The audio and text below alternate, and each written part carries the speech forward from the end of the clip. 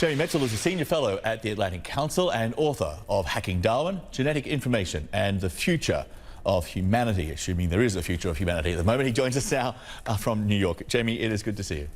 Nice to see you. I want to stay with this dispute, though, over Huawei for a moment. Are we looking at the start of a tech Cold War here? We've got Britain now following the US with this ban.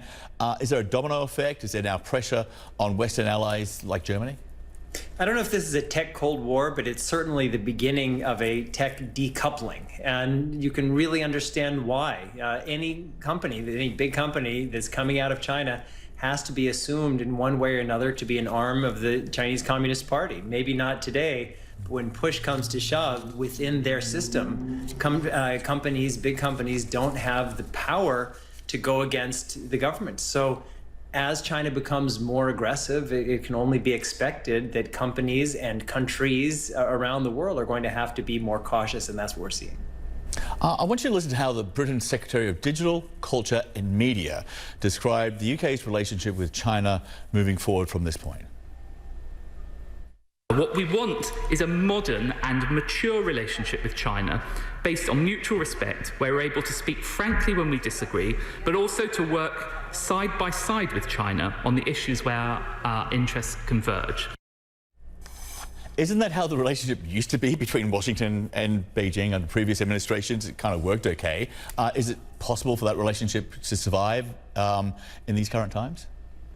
Well, it's going to be very difficult. I don't know if the relationship with China was ever perfect, but the idea was that it would mature towards something better and more sustainable. And what we've seen on both sides, the United States has become extremely erratic under President Trump, and China has become extremely aggressive under President Xi. And certainly nobody around the world wants to live in the kind of world that China is imagining for the rest of us. And we can see that by what's happening in Hong Kong and in Xinjiang and South China Sea and so many other places. And it's a real tragedy that just when we need American leadership most to rally around the kinds of principles that have underpinned the post-war world, we have just terrible leadership here in the United States. And just when China needs to mature into a more constructive role in the world, China is becoming extremely aggressive in large part to take advantage of this unique COVID moment. Yeah, I want you to listen, though, to how Washington now deals with Beijing. Here's the president. Make no mistake, we hold China fully responsible for concealing the virus and unleashing it upon the world. They could have stopped it. They should have stopped it.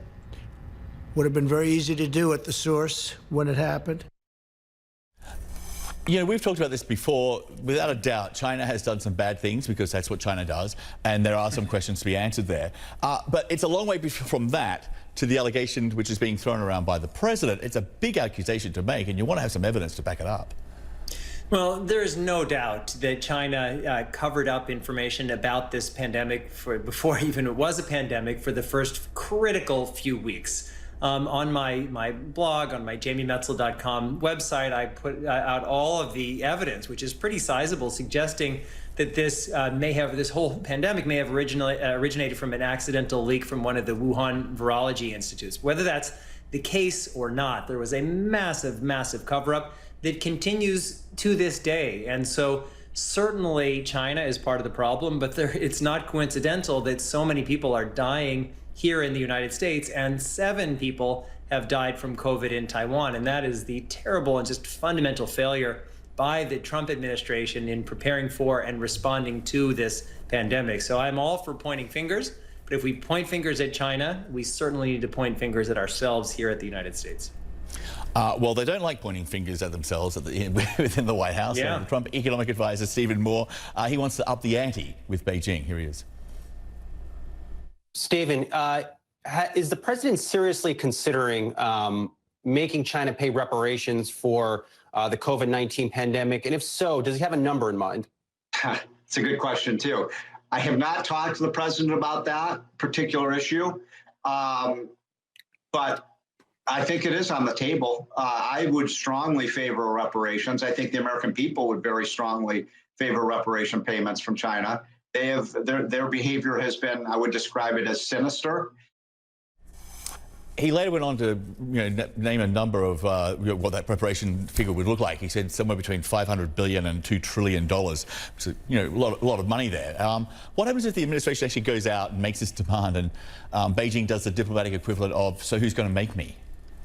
Well, that may well happen, and the administration won't be able to make this kind of claim unless there is sufficient proof about the origin story of this pandemic, and unless that points to this story that I think is actually quite likely, which is the accidental leak from one of the Wuhan virology institutes. But it's not possible to do that investigation because China is still in many ways covering up, destroying evidence, silencing people. So China has a lot to answer for, but the United States has a tremendous deal to answer for. And while we try to get to the bottom of how this pandemic started, we also need to do so much more to respond to the pandemic. And we've had such a systems collapse here in the United States, and that's why, in large part, so many Americans are dying.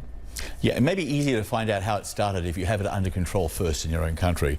But you can do both. You can do exactly. both. I mean, neither is happening, though, it seems.